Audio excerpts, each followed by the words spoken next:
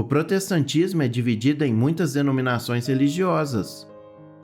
Esses grupos adotam diferentes práticas e têm interpretações diferentes sobre algumas passagens bíblicas. Esses fatos levantam uma questão: é possível uma unidade cristã em meio a tantas diferenças? O que nos une é maior do que nos separa? E ainda, o que a Bíblia diz sobre unidade cristã? Nesse vídeo eu faço uma reflexão sobre esse importante tema. Cada denominação contém características únicas. Como pensar em unidade cristã com toda essa diferença? Precisamos entender que as diferenças denominacionais, em questões secundárias ou não fundamentais, fortalecem o testemunho da Igreja. Alguns textos bíblicos fundamentam essa afirmação. Pai Santo, guarda em teu nome aqueles que me deste, para que sejam um, assim como nós. Que digais todos uma mesma coisa, e que não haja entre vós dissensões, antes sejais unidos em um mesmo pensamento e em um mesmo parecer.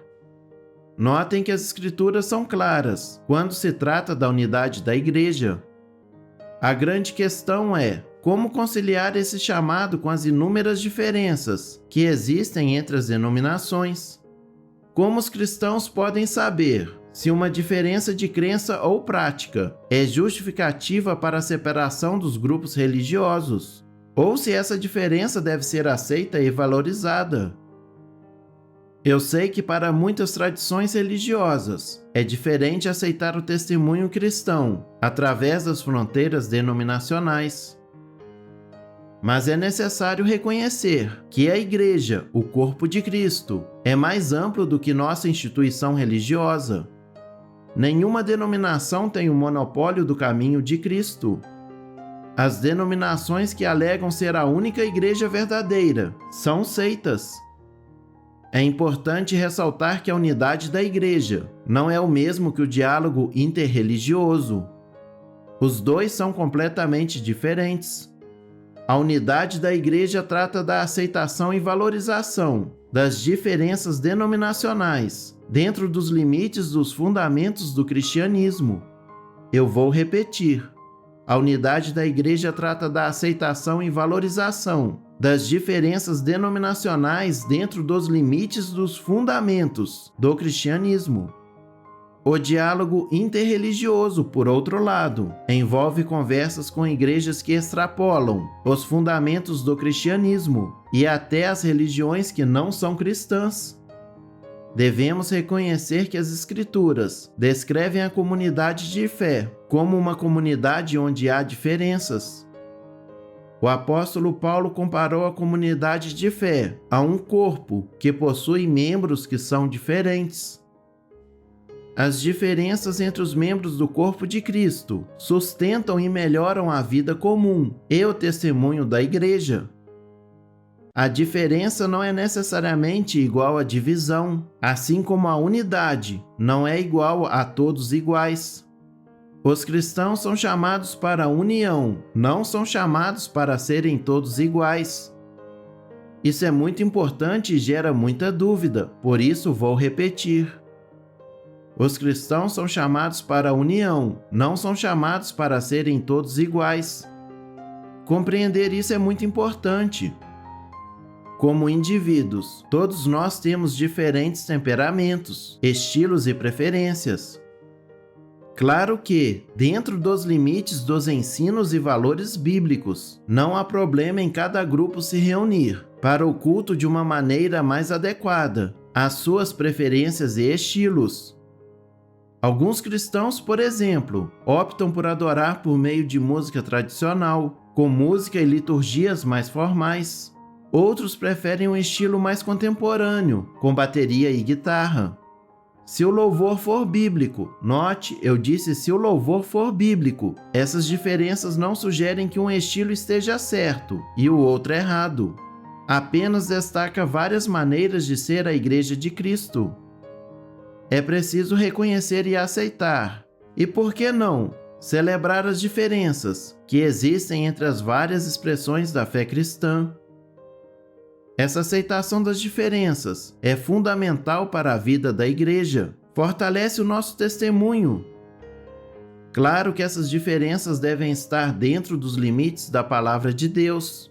Não é aceitar e celebrar doutrinas e práticas que contrariam a Bíblia. Por favor, não entendam errado. Paulo afirma em Gálatas que as diferenças não fundamentais são irrelevantes. Nisto não há judeu nem grego, não há servo nem livre, não há macho nem fêmea, porque todos vós sois um em Cristo Jesus. E se sois de Cristo, então sois descendência de Abraão e herdeiros conforme a promessa. Ao escrever isso, Paulo não está sugerindo que a individualidade de alguém está de alguma forma perdida dentro do contexto da comunidade, ou que homens, mulheres, judeus e gentios eram agora todos exatamente iguais. Em vez disso, ele está sugerindo que a unidade em Cristo é mais forte do que qualquer diferença baseada no homem. Pensar em unidade é estar radicalmente centrado em Jesus. A unidade na igreja não é realizada através de um CNPJ, locais de reunião, estilo musical, etnia ou classe social.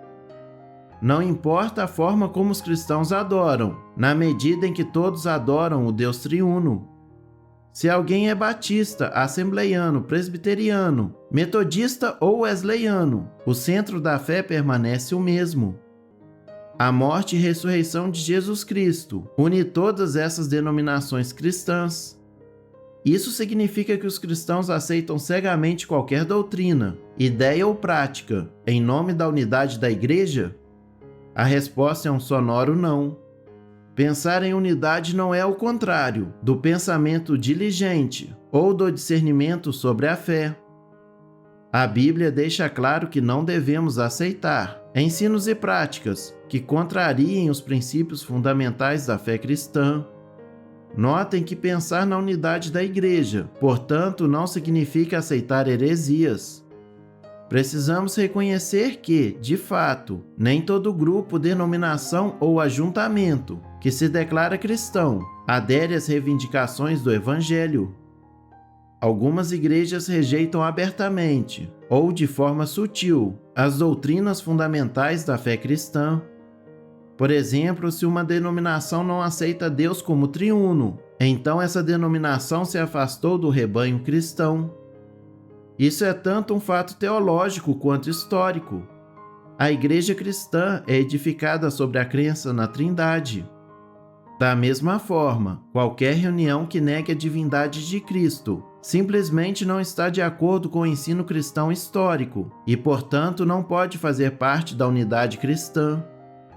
A luta pela unidade cristã sempre fez parte do testemunho da igreja ao longo dos tempos.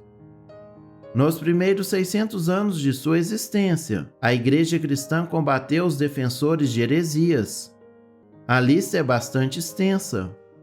No entanto, durante todo esse tempo, o Espírito protegia uma unidade em torno da doutrina central da fé. Essas doutrinas centrais eram frequentemente articuladas nos vários credos dos concílios da igreja primitiva. Credos que, até hoje, servem como corretivos contra falsos ensinos. À medida que navegamos no complexo cenário das denominações cristãs, podemos usar os credos antigos como guia. Talvez você me pergunte: eu preciso aceitar a unidade cristã? A resposta é sim. Por favor, entenda. Se você crê que a salvação ou o corpo de Cristo está limitado à sua instituição religiosa, é provável que você está em uma seita, ou então você compreendeu errado o ensino da sua igreja. Nenhuma denominação religiosa tem o monopólio da salvação, assim como nenhuma denominação é o caminho para a salvação. O único caminho para a salvação é Cristo. E Cristo não é propriedade de nenhum grupo religioso. Aceitar a unidade cristã significa que trabalhamos uns com os outros para fortalecer nosso testemunho e glorificar Jesus neste mundo.